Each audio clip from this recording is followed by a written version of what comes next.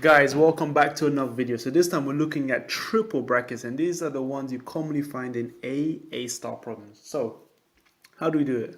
Well, for any triple bracket, all we simply have to do is multiply any two brackets together, and it doesn't really matter which pair of brackets we hit first, as long as we multiply two pairs together. So finally, once you do that, you're going to be given a quadratic in one bracket and a regular linear in another one, and so we can use the FOIL method again.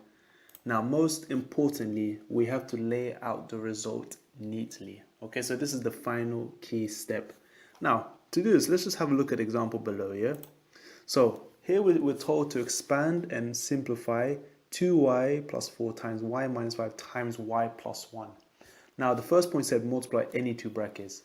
I'm going to use these two here because they seem a lot simpler to do. So using the FOIL method, we can simply, so let's just put a little barrier here, so this is what we're doing. So we can use a FOIL, so simply y times y, and then y times 1. And the next will be minus 5 times y, and minus 5 times 1. So expanding this one, we should get y times y, which is y squared. Y times 1 is 1y, or plus y. Minus 5 times y is minus 5y. And finally, minus 5 times 1 is minus 5. And of course, sort of tidying this up, we should get y squared. So y take away 5y should give you negative 4y minus 5. Okay, so that's that part done. So therefore, what we should have at this stage is going to be 2y plus 4 times the new quadratic, which is y squared minus 4y minus 5. Okay, so now removing all of this. Oops. So now deleting this part. Now all we have to simply do is use the FOIL method here. So changing the color of my pen, we can simply multiply term by term. So we can do 2y times y squared, 2y times minus 4, and then 2y times minus 5. So same thing, 4 times y squared, 4 times minus 4y, and 4 times minus 5. Now when I say do this neatly, you're going to notice that we're going to get a cubic expression. So let's check this out. We're going to write the first row here, and then the second row, we're going to move a 1 shifted to the right by 1 unit. So let's see this. So 2y times y squared will give us 2y cubed. 2y times minus 4y will give us minus 8y squared. And 2y times minus 5 will give us minus 10y. Now, let's move on to 4. So 4 times y squared and 4 times the rest.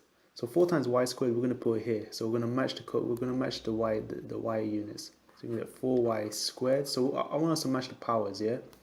And 4 times minus 4y give us minus 16y. And lastly, 4 times minus 5 will give us minus 20. And now all we simply do, I'm going to just draw a straight line here, is simply, oops, straight line.